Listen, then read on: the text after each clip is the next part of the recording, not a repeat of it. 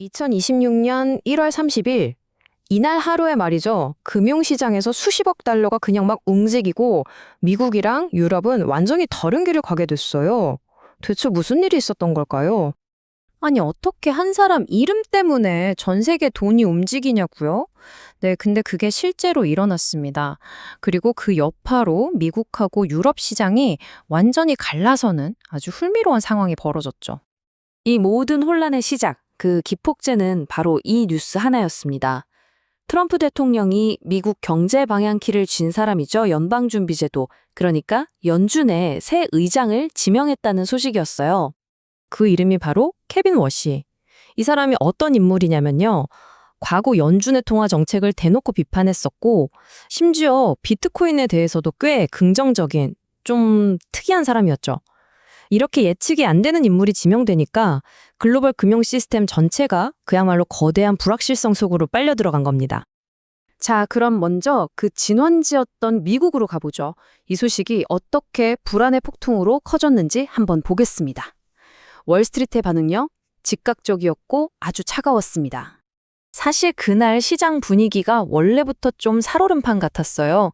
투자자들은 인플레이션 데이터가 어떻게 나오나 정말 매의 눈으로 지켜보고 있었거든요. 그런데 이 워시 지명이라는 불확실성에다가 기름을 확 부어버린 사건이 터집니다. 바로 그날 발표된 핵심 경제 지표 때문이었죠. 예상보다 훨씬 뜨겁게 나온 거예요.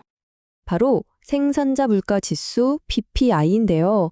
이 수치가 무려 5개월 만에 가장 큰 폭으로 뛰어오른 겁니다. 아, 이러다 인플레이션이 그냥 굳어지는 거 아니야? 하는 공포가 시장을 다시 덮친 거죠.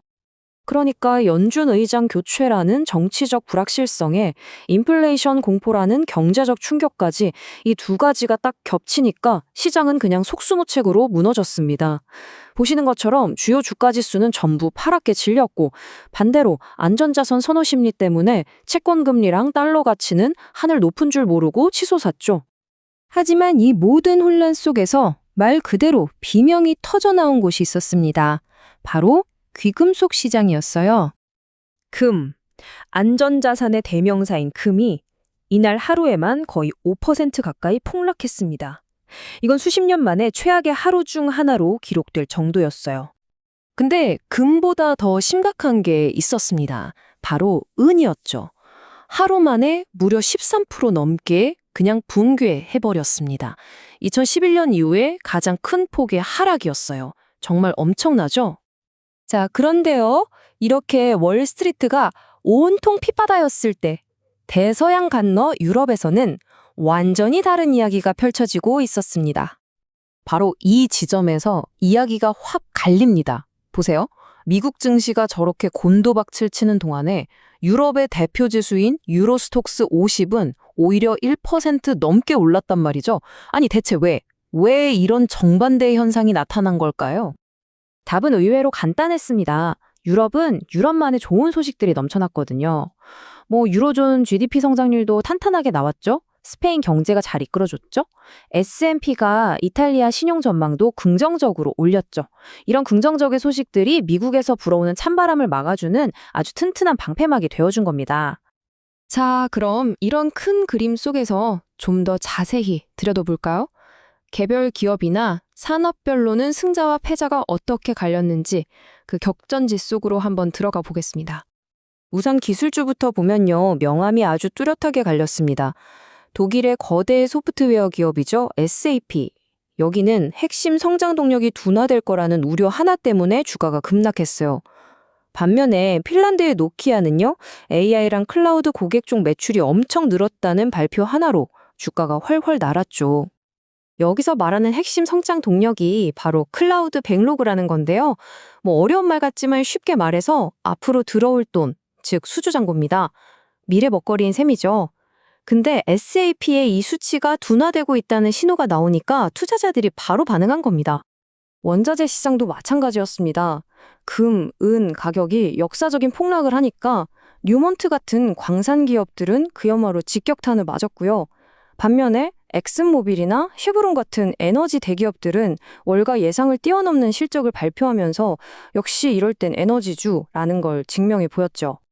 이날 시장에는 좀 의외의 승자들도 있었습니다. 예를 들어 유럽 방산주들은 5천억 달러짜리 위기기금을 국방비로 쓸 수 있다는 논의가 나오면서 주가가 올랐고요. 또 명품 브랜드 레미쿠엔트로는 예상을 뛰어넘는 매출을 기록하면서 아무리 그래도 명품 소비는 굳건하구나 하는 걸 보여줬습니다. 자, 그럼 이 정신없었던 하루를 한번 정리해 보겠습니다. 이 하루 동안의 롤러코스터는 우리에게 어떤 메시지를 던져주고 있을까요? 첫 번째는 이거죠. 우리 금융시장이 얼마나 촘촘하게 연결되어 있는지 다시 한번 확인했다는 겁니다. 미국 워싱턴에서 내려진 단 하나의 결정이 순식간에 독일 프랑크푸르트, 일본 도쿄의 자산 가격을 뒤흔들어 버렸으니까요. 하지만 동시에 그 지역만의 튼튼한 펀더멘털, 즉 경제 체력이 얼마나 중요한지도 보여줬습니다. 유럽은 자신들의 긍정적인 경제 데이터 덕분에 미국에서 불어온 태풍을 피해서 적어도 그날 하루만큼은 자식만의 길을 갈 수 있었던 거죠. 그리고 이 모든 상황은 우리에게 마지막 질문을 던집니다.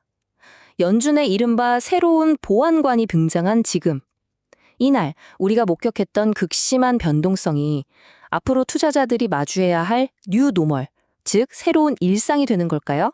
아니면 그저 스쳐 지나가는 해프닝이었을까요?